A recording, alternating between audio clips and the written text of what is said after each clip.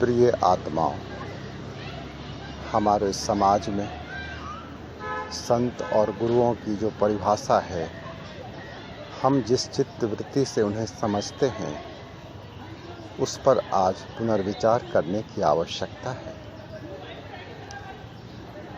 आत्माओं, संत का अर्थ है जो शांत हो गया, लेकिन शांत होने का अर्थ क्या है?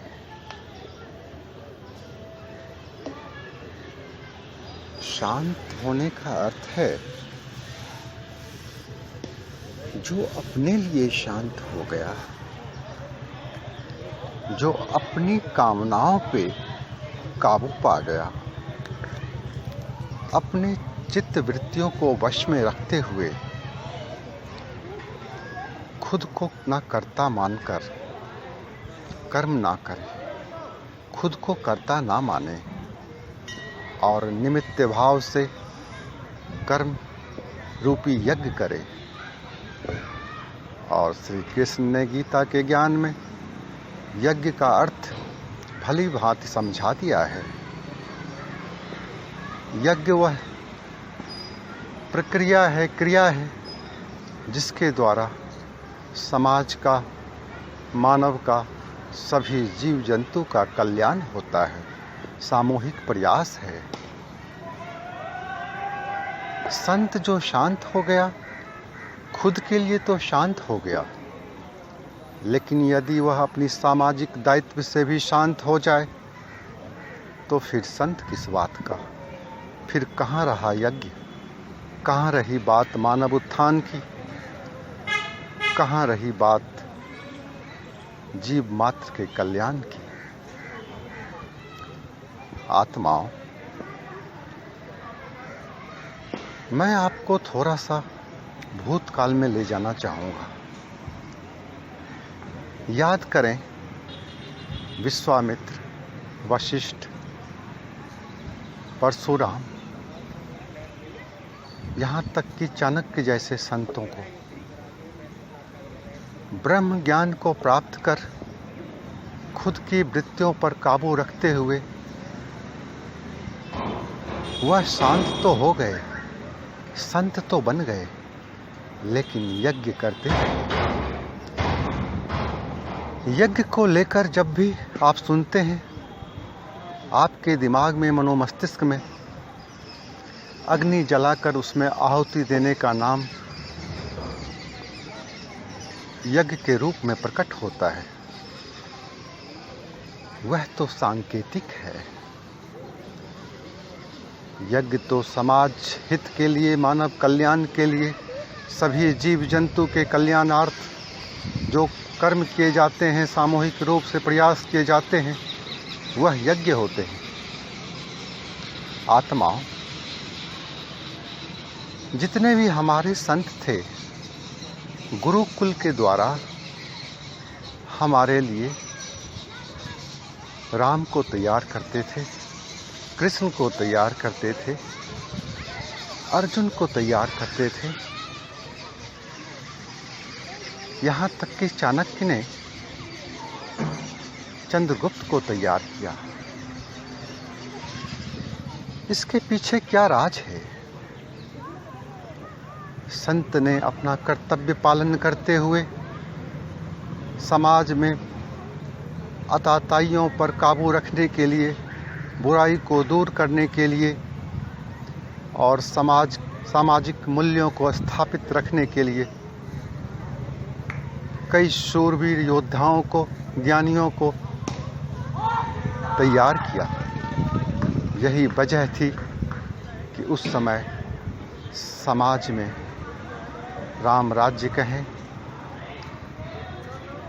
या सुशासन कहें, उसका स्थापित था। परंतु जब इन पीढ़ियों के बाद हमारे बीच संत हुए,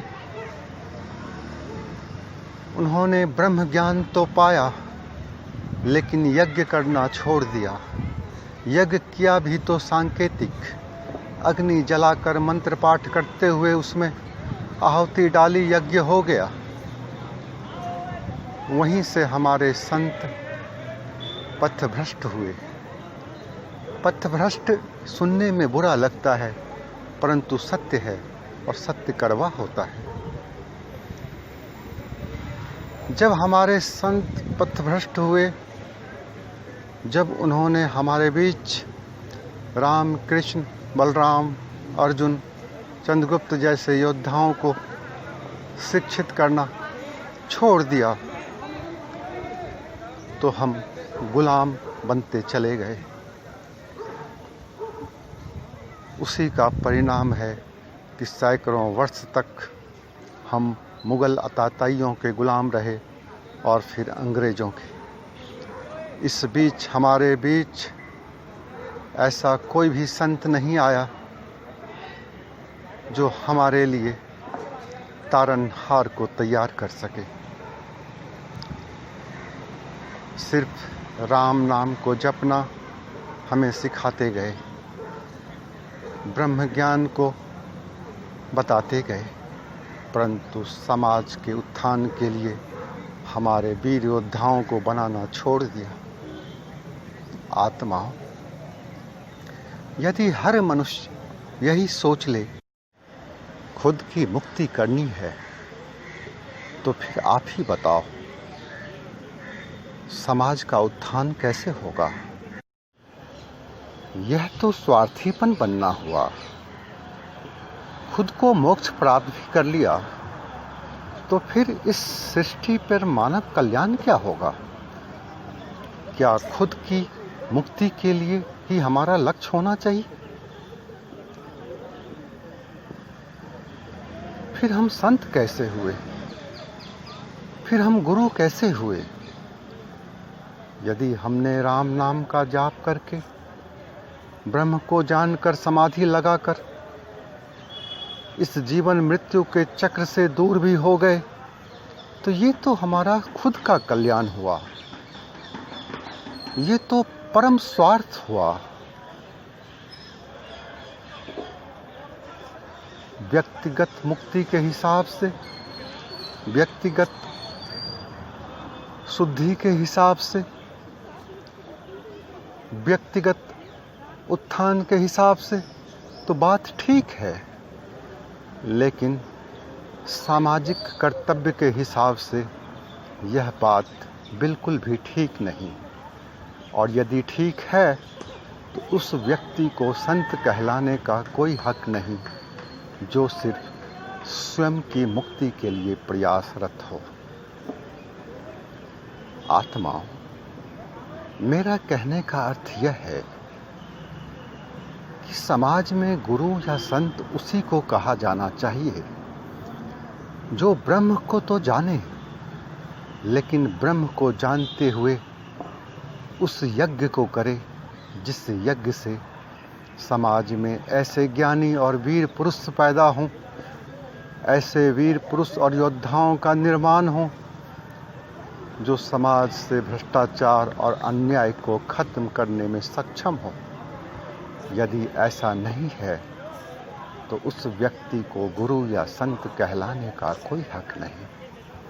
सिर्फ आश्रम बना लेने से, नाम दीक्षा दे देने से, राम नाम की माला जपवाने से कोई संत कहलाने का हकदार नहीं है।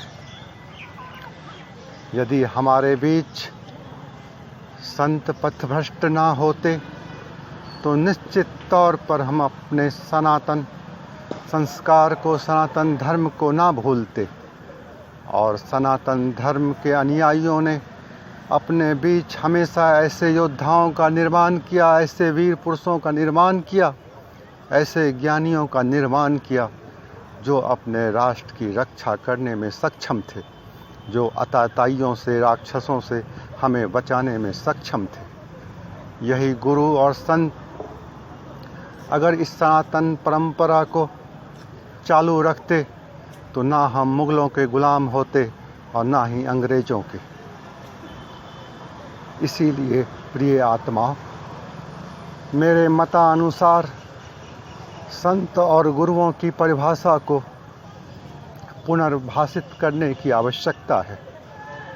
समाज को अपने दृष्टिकोण में बदलाव लाने की आवश्यकता है और गुरु और जो संत हैं उन्हें भी अपने कार्य को आगे बढ़ाने के लिए इस यक्ष प्रश्न पर विचार करना होगा। तभी सही मायने में हम संत की गरिमा को, संत की महिमा को पूज्य बना सकेंगे। प्रिय आत्माओं, कहने के लिए इस विषय पर बहुत कुछ कहा जा सकता है, लेकिन आजकल लोगों के पास समय नहीं, इसलिए मैं अपने इस छोटे से वचन में ही इस विषय को समाप्त करना चाहूँगा। लेकिन उम्मीद करता हूँ कि मेरे ज्ञानी श्रोता मेरे भावार्थ को समझ सकेंगे। परमात्मा आप सभी को स्वस्थ, खुशहाल और समृद्ध रखे। इन्हीं शुभकामनाओं के साथ